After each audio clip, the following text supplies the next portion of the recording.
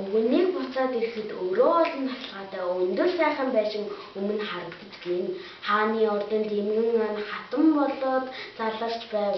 Эрхэм хатан болоод эзний ширээнд суугаад биеэр цаас байсан бичгийн түшмэдээр тойруулж балт сүхтэй далайлан баатар цэргээр хүрээлүүлэн ноёдоо хундаг бариулж түшмэдээр сүм түшүүлж далайн цаанаас авчирсан дасуугаад наргиж байна.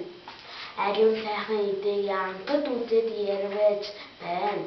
Өвгөн үүнийг хараад өөрийн ирэхгүй сүрдэж аимшигт хатан хааны амрыг айлтгаж мөргөөд ирэхэд дээд хатан минь их морилж байна уу? Таны хүссэн тэгэл тааллын ёсоор болж санасан хэрэг бүцэнд санаа сэтгэл амрав уу?